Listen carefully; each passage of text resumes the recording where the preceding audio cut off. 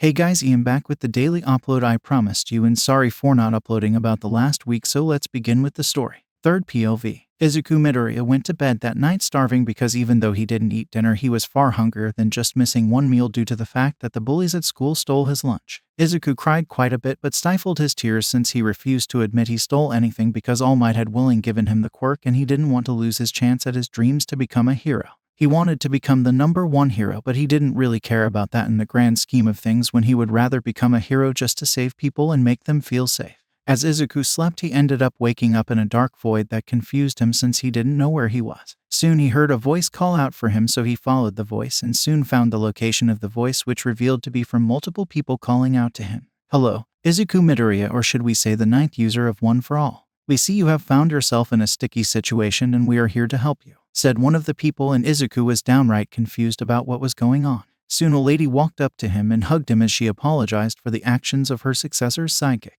Please trust me when I say my successor All Might would not in a good state of mind ever approve of what his sidekick did. From what we know from the bits we get from All Might's echo is that he woke up for a brief moment in the hospital and spoke of you having one for all since he passed it on before blacking out again, said the women that hugged Izuku, and he was shocked at what he heard. Okay, can someone please explain what is going on and what is One for All? I am assuming it's the quirk I received from All Might, but can I get the full story since Sir Night I just turned my mother against me and I am likely going to get abused soon, Izuku said, and all of their faces twisted a bit at that statement, but the person with white hair stood up and nodded his head. Indeed. You are owed the truth from us since you have been trusted in an unknown situation, said the man as he introduced himself as the first user. You can call me first since my name has long been lost to time, so it doesn't matter. The lady next to you is Nana Shimura, the 7th user of One for All and the master of All Might. The others will be introduced to you in time, but for now, let's focus on us three, said the first, which Izuku nodded his head as the scene around him changed and they were now sitting at a table. First, let's talk about the quirk itself.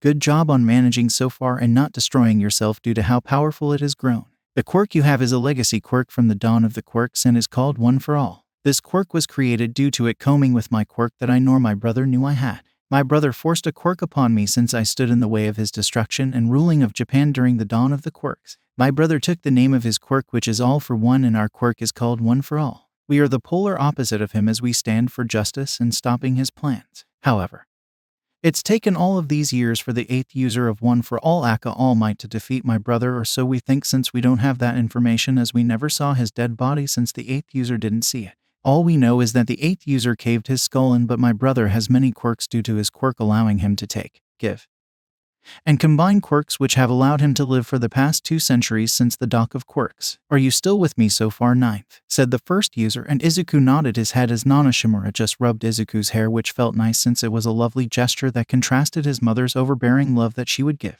My brother wanted to rule Japan, but since I could pass my quirk on, it only grew in power with each user as they added onto the power as they passed 100% of the quirk's strength. My brother has also hunted down everyone that has to wield this quirk, so you need to be careful since he might be alive still, but we don't know for sure. Now, to the issue of you being the 9th. Sir Night I had no right to try and make you give it up. All Might gave you the quirk, so it is yours now to do as you wish.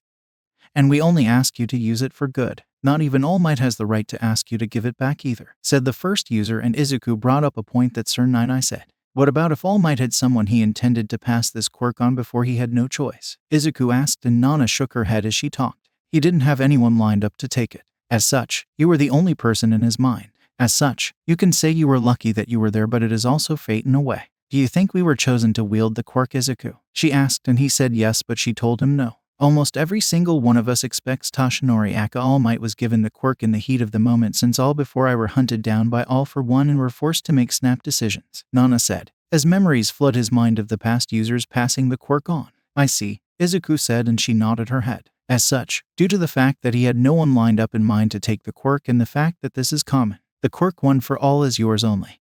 And not even All Might can take it from you. We've reviewed your memories as well and know the type of person you are. We approve of you as the 9th user, so don't let anyone tell you otherwise, Nana said as she hugged Izuku, which made him smile. They soon moved the conversation forward. Now, All Might is alive, but he is recovering from the battle, as you guessed correctly. Sir Night I has done what he did of his own free will and not All Might's orders, the first user said as Izuku nodded his head as he saw All Might's ghost figure in the back, which smiled at him. Freaky, Izuku thought. Now the issue of your mother. We should wait to see what she does, but don't give the quirk up to anyone. If push comes to shove, we can do some extreme things like have you run away and hide away in the mountains, since the home that the fourth user had should still be there since no one ever found it when he was alive.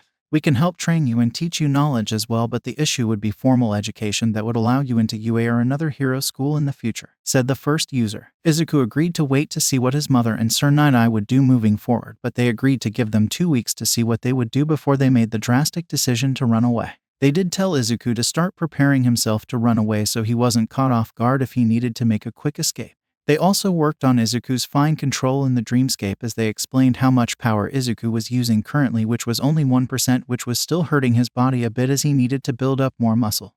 They wanted him to work on controlling his concentration and making himself go to 1% naturally without risking him going over in the event he loses concentration. As such, what felt like hours passed before he started to vanish from the place, but he was told he was waking up. Izuku said goodbye to them all and he soon awoke to find his mother standing over him. Have you decided to give back what you stole? She asked, and Izuku just opened his mouth and spoke. I stole nothing, so I don't know what I am meant to hand over if I indeed stole anything, Izuku said, and Inko stared into him before walking away. As she did, she shouted out that he wasn't going to be eating breakfast either, since he didn't want to admit to the truth, but Izuku just kept silent. This is how Izuku's day passed until the next one, where Sir Night-Eye made another appearance. Have you decided to hand it over? Sir Night-Eye asked, and Izuku shrugged. I didn't steal anything, so you have nothing to receive from me. The fact that you think a quirk could be taken away from someone so easily is ridiculous, Izuku said, and Sir Night-Eye frowned and gripped his hands tight as he stared at Izuku. Listen here, brat.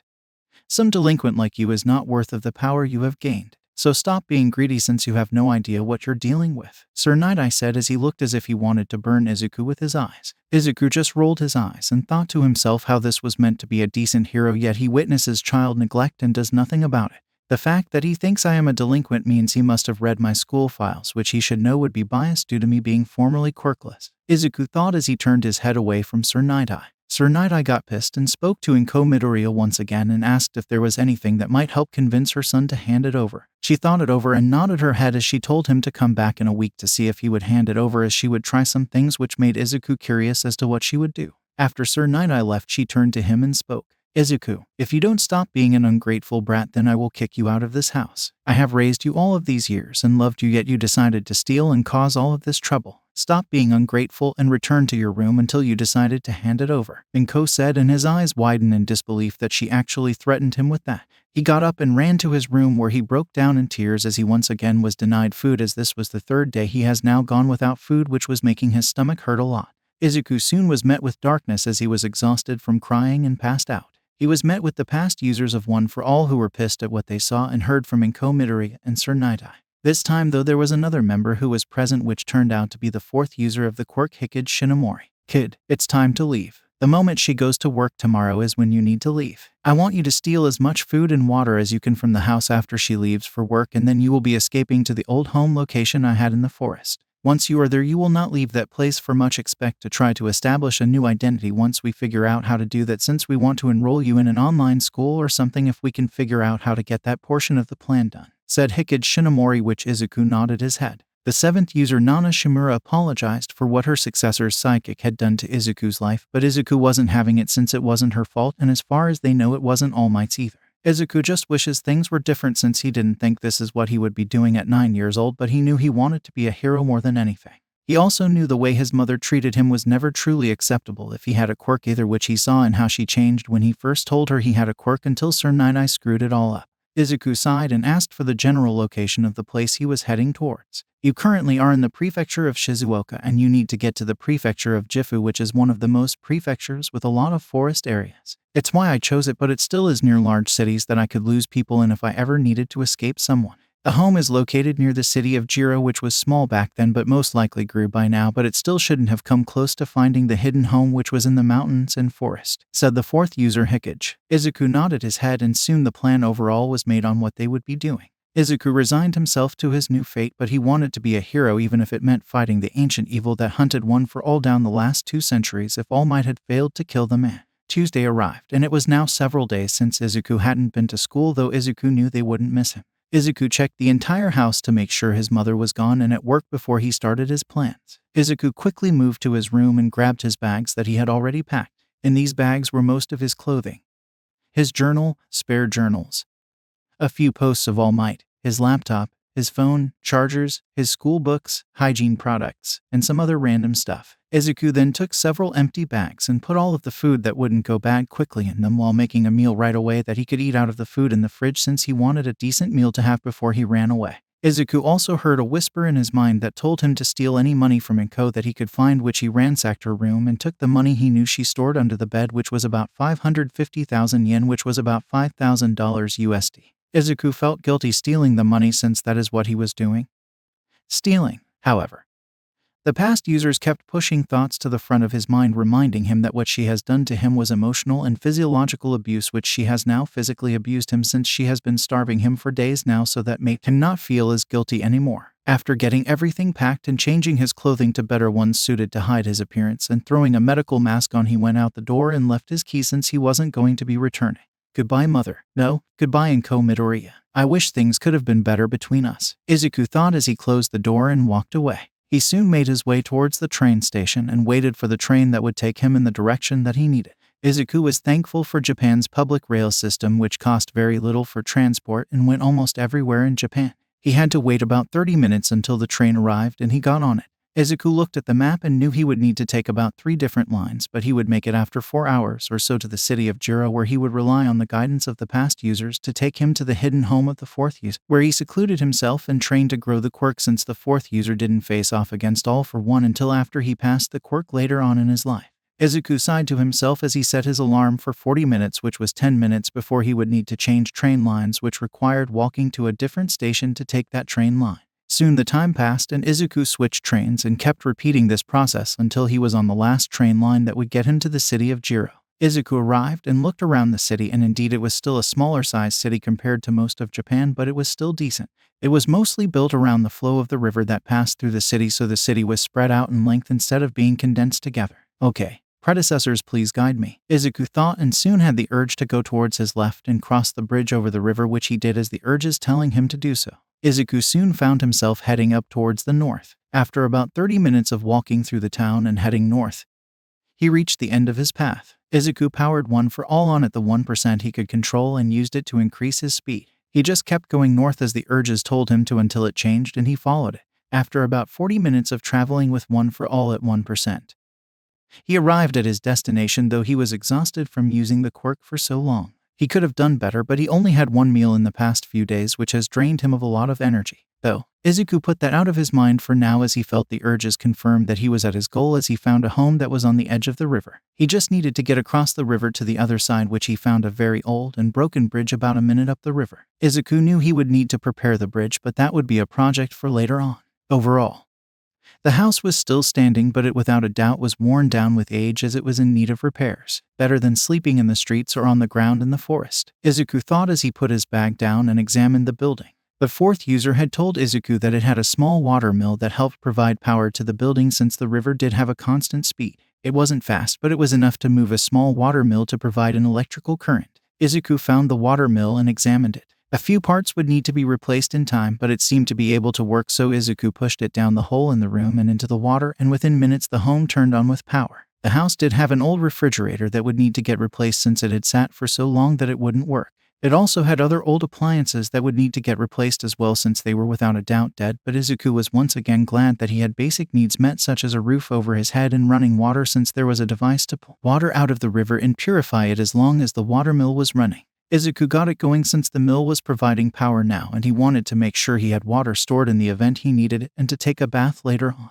Izuku made a list of things that would need to be taken care of later on, which included a new refrigerator, freezer, TV, fix the bridge, repair the parts for the watermill so it doesn't break down, acquire a new sleeping bed, and repair the overall building. More immediate needs were to find sources of food since the water was already taken care of. The 4th user did explain that he fished for most of his food, since back then the river was filled with a lot of fish. But he also sourced some of his food from the forest and animals, so they would start teaching him how to do all of that as part of his training.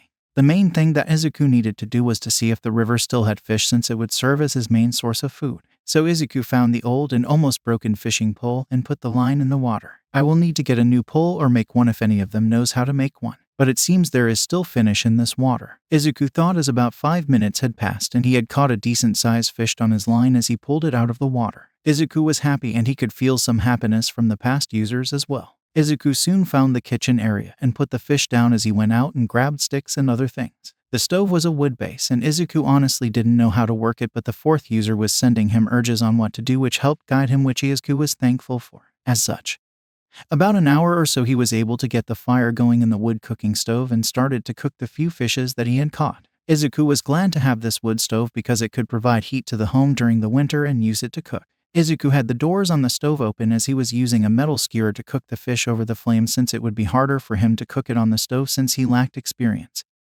But it still got the job done. Izuku sat there as he had closed the doors and limited the airflow in the stove to only put off so much heat to warm the place up, since they were closing in on winter in a few months, so Izuku wanted to heat the house a bit as he ate the cooked fishes.